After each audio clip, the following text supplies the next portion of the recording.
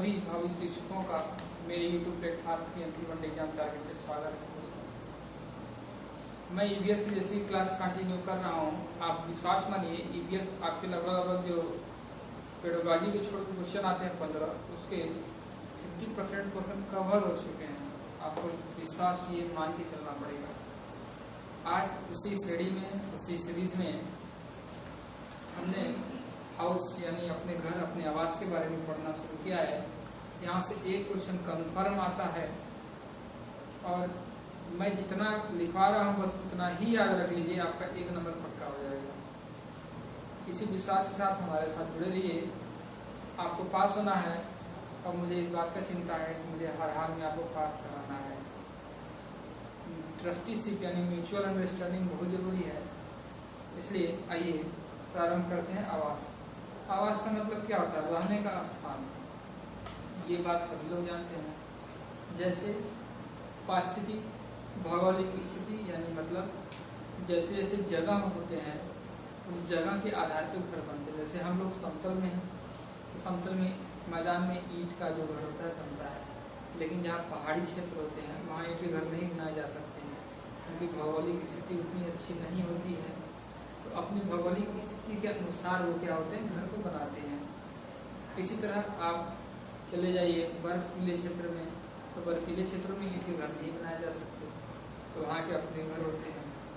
जहाँ अक्सर बाढ़ आ जाते हैं वहाँ के अपने घर होते हैं। जो भूकंप जोन होते हैं जहाँ पे इजली बहुत सामान्यतः भूकंप की परिस्थितियाँ पाई जाती हैं, जापान जैसे शहरों में आप देखेंगे उनके घर का पूरा अलग नक्शा, अलग मॉडल और अलग व्यवस्था होता है। इसका मतलब क्या है?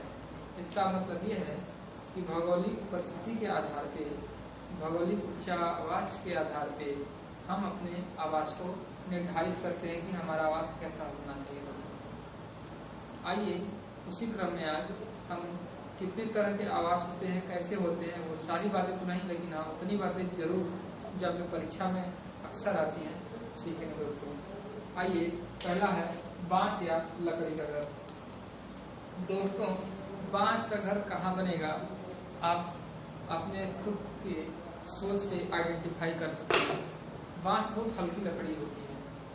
हल्की लकड़ियाँ वहाँ हम इस्तेमाल करेंगे जहाँ पे अक्सर बाढ़ आ जाती है, बहुत ज़्यादा बारिश होती है। यदि वो बारिश आ भी जाए तो घर हमारा बहुत ज़्यादा प्रभावित न हो। इसलिए बांस का घर या बांस की लकड़ियों का घर वहाँ बनाया जाता है जहाँ पर बहुत ज़्यादा वर्षा होती है, जहाँ पे अधिक वर्षा होती है। ठीक है दोस्तों। उसी तरह अब इनकी जो खासियत होती है उसको पूछता है। जैसे आप यदि प्रीवियस पेपर देख रहे होंगे 3 स्टेटमेंट दे देगा और 3 स्टेटमेंट को पढ़ने के बाद कहेगा इस तरह के घर कहाँ बनाए जाते हैं। तो इसी तरह के प्रश्न आते हैं दोस्तों। आप समझिए कि एक प्रश्न नहीं है, ये स्टेटमेंट है और लास्ट वाला का आपको स्टेटमेंट देगा कि ये घर यहाँ बनते हैं। जैसे बहुत अधिक वर्षा वाली जगह पर बनाया जाने वाला घर जो बांस से बनता हो, जमीन से 10-12 फीट ऊंचाई पर बांस को इस्तेमाल किया जाता है। इस तरह के घर पाए जाते हैं। लिख देगा ऑप्शन में जम्मू कश्मीर, आसाम, हिमाचल प्रदेश। समझ बात?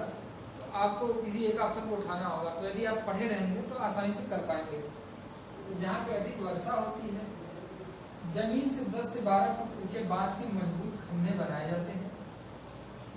और इस तरह के जो घर होते हैं वो आसाम क्षेत्र में पाए जाते हैं। आसाम में जानते ही होंगे भारत का सबसे ज्यादा जो वर्षा होता है, क्या विश्व की सबसे ज्यादा सेंटीमीटर वर्षा वाला जो क्षेत्र है तो चेरापूंजी है, मानसीराम चेरापूंजी, और वो आसाम में ही है।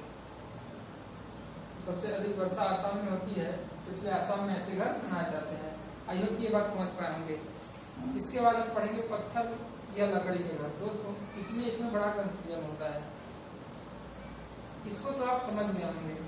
इसमें एक हिंट मैं दूंगा, वो हिंट अक्सर एग्जाम में रहता है, इसलिए हम पकड़ पाते हैं।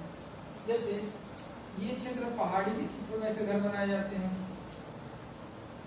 इस इलाके में बारिश भी होती है और बर्फ भी पड़ते हैं, यानी बर्फीला क्षेत्र होगा और बारिश भी होती है। इन घरों की छतें ढलावदार होती है। ढलावदार इसलिए होती है कि बारिश अपने आप नीचे गिर जाए, पानी अपने आप नीचे बह जाए। ऐसे घर 1 मंजिला होते हैं या 2 मंजिला भी होते हैं। ऐसे घर एक मंजिला होते हैं या दो मंजिला होते हैं। अक्सर दो मंजिला जो इमारतें बनती हैं, जो लकड़ी से बनाए जाते हैं, उसमें पत्थर का इस्तेमाल किया जाता है दोस्तों। उसके पहली मंजिल पे मतलब जो नीचे वाला फ्लोर होता है उस पर क्या करते हैं, हम जानवर को रख लेते हैं, सामान को रख लेते हैं, उसमें खिड़की बनता है ताकि उसमें हवा क्रॉस वेंटिलेशन आता रहे। तो इस तरह का जो हम बनाते हैं, इसमें इस तरह का जो हम हिंट देते हैं, यही हिंट आपकी परीक्षा में काम आएगा। जैसे एक मंजिले या दो मंजिले भी घर होते हैं और नीचे वाले तल पर सामान या जानवर को रखने का उपयोग किया जाता है। बस यही हिंट है आपका। और नीचे वाले तल पे खिड़की भी बनाई जाती है। अब इस प्रकार के घर लद्दाख में है। कहाँ है? लद्दाख में है, जम्मू कश्मीर में है, JNK में है, और हिमाचल प्रदेश भी वैसा ही क्षेत्र है जिसमें हिमाचल प्रदेश में भी है। दोस्तों आप प्रीवियस ईयर पेपर उठा के देखिए, बांस की लकड़ी का घर या पत्थर लकड़ी के घर, ये दोनों ही क्वेश्चन या तो ये आपके एग्जाम में बारी बारी आते ही आते हैं। इसके अलावा तीसरा क्वेश्चन नहीं आता है। हालांकि मैं उनको भी कवर करके चलूंगा यदि पेपर थोड़ा सा लेवल अपग्रेड हुआ तो क्या होगा, लेकिन इन दोनों बातों को ध्यान में रखना है। बांस की लकड़ी के घर में ऐसी जगह बनाया जाता है जहाँ बारिश बहुत ज्यादा होती है। ऐसे घर कहाँ होते हैं? आसाम में होते हैं। 10 से 12 फुट की ऊंचाई पर पिलर दिया जाता है और घर बनाया जाता है। देखिए ऐसे घर जहाँ पे ढलावा छत होती है, दो मंजिला इमारतें होती है, नीचे वाली मंजिल पे जानवर को रखते हैं और ऊपर वाली जो छत होती है उसके मंजिल पे खिड़की लगाते हैं। इस तरह के सब हिंट आए हैं तो आप समझ जाइए कि ये लद्दाख वाले घर हैं, हिमाचल प्रदेश वाले घर हैं, जम्मू कश्मीर वाले घर हैं। यही दो हिंट आपको काम देंगे एग्जाम में। शुरू की दो स्टेटमेंट लगेगी लगभग समान है, क्योंकि असम में भी पहाड़ियां हैं, ऐसी बात नहीं है, और जम्मू और हिमाचल में भी पहाड़ियां हैं।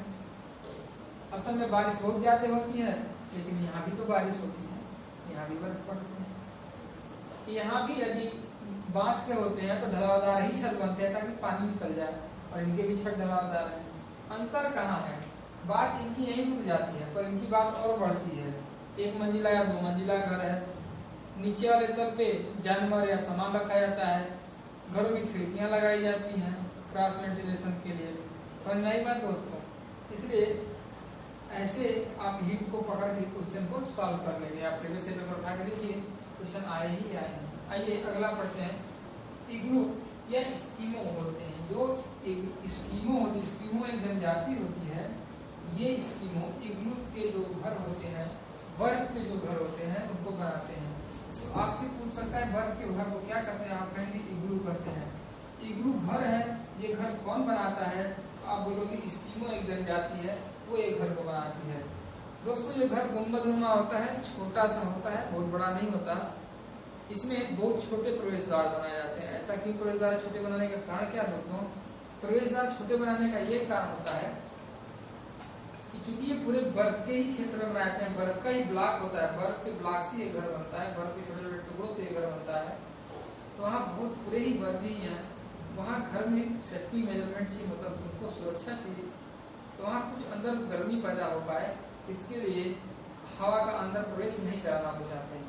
बस इतना ही जगह छोड़ते हैं द्वार में, गेट पे, ताकि वो आ जा सके। ठीक है दोस्तों, इसलिए वो क्या करते हैं, बहुत छोटा गेट बनाते हैं। आइए अब हम हाउस बोट के बारे में देखते हैं। फ्रेंड्स हाउस बोट क्या होता है? हाउस बोट देखिए नाम में ही बोट लगा है, बोट मतलब नाव। ऐसा नाव जो घर की तरह कार्य करे। तो ऐसे नाव को जो घर की तरह कार्य करे हाउस बोट करते हैं। अच्छा, ये पूरे घर की तरह डिजाइन की गई होती है। इनकी लकड़ियों में सबसे खास बात है नक्काशी होती है। क्या होती है? नक्काशी होती है। आपको याद रखना पड़ेगा कि नक्काशी होती है।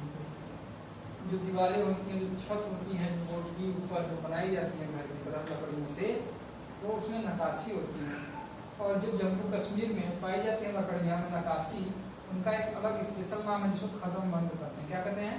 खत्म बंद। और जो ये हाउस बोट होती है, देखिए यहाँ पे लकड़ी की नक्काशी पाई जाती है, लिखा हुआ है, हमेशा पानी में रहेंगी और ये अधिकतम 80 फुट तक लंबी हो सकती है। कितने फुट तक लंबी हो सकती है दोस्तों? 80 फुट तक। ये चारों स्टेटमेंट देखिए आपने क्वेश्चन आया हुआ है। कि हाउस बोट लकड़ी का बना हुआ घर होता है जो हमेशा पानी में रहता है। बात सही है, बोट हमेशा पानी में रहती है और हाउस बन गई बोट तो हमेशा तो पानी में रहेगा ही, लेकिन लकड़ी का ये घर होता है। अच्छा, इनकी लकड़ियों पे नक्काशी होता है, ये अधिकतम 80 फुट लंबे हो सकते हैं। कश्मीर के हाउस बोट की जो छतों पर नक्काशी पाई जाती है उसको खत्म बंद करते हैं। और हाउस बोट जनरली इस्तेमाल किसके लिए किया जाता है? ये टूरिज्म के लिए, पर्यटन के लिए इस्तेमाल किया जाता है। और चूंकि झीलों की संख्या कश्मीर में चूंकि सीनरी वैसी है, झील भी है, तो डल झील सुने ही होंगे आप, शेषनाग झील, नागी झील, ये सब कश्मीर में पाई झील है।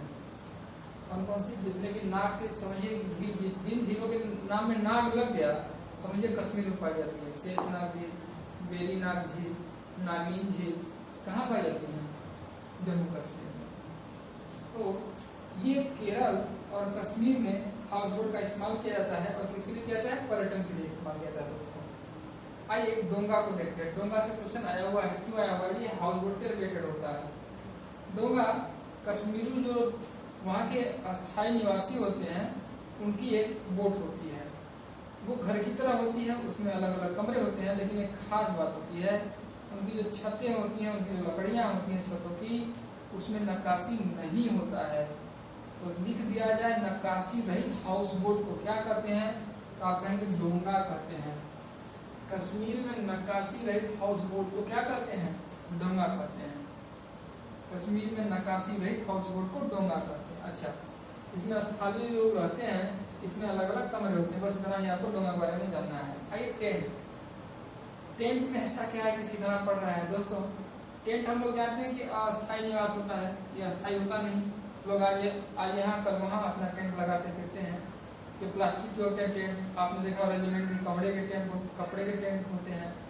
इसी तरह एक स्पेशल टेंट होता है लद्दाख में, जिसे रेगो कहा जाता है। ये याक के जो बाल होते हैं उनसे बीन के बनाया गया टेंट होता है। ये आपके एग्जाम में पूछ चुका है कि रेगो क्या है। तो दोस्तों रेगो एक टेंट है जो किससे बनाया जाता है? याक के बालों की पट्टियों से टेंट बनते हैं। इससे याक के बालों की पट्टियों से बनाए गए टेंट को रेगो कहते हैं। और ये रेगो कहाँ होते हैं? रेगो दोस्तों लद्दाख में होते हैं। कौन बनाता है? चांगपा जनजाति बनाती है। कौन? चांगपा जनजाति। आपको टेंट में यही बात याद रखनी है कि रेगो एक टेंट है। टेंट अस्थायी निवास होता है, ये बात तो पता है।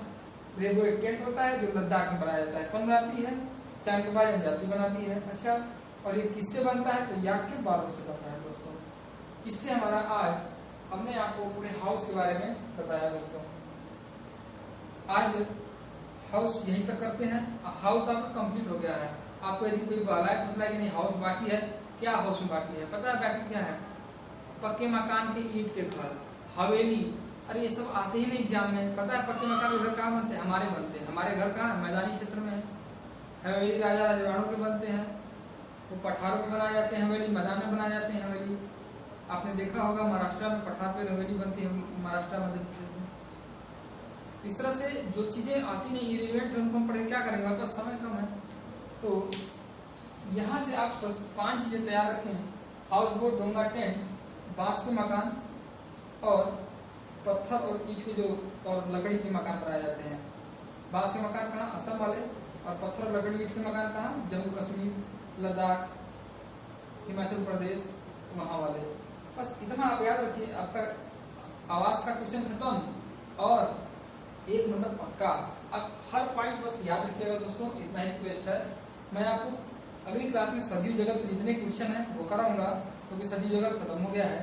और जितने हाउस से क्वेश्चन आए हैं अभी तक वो सभी कराऊंगा। सीटेट पे देखिएगा आपका एक भी क्वेश्चन नहीं फंसेगा, आपसे मेरा प्रॉमिस है। और आप खुद अब देखिए एग्जाम पास में तो खुद एनालिसिस कर रहे हैं प्रीवियस पेपर का, तो आप खुद एनालिसिस करिएगा ना कि से बाहर आ रहा है क्या? नहीं, से बाहर नहीं आ रहा होगा। चलिए दोस्तों आज बस इतना ही करते हैं।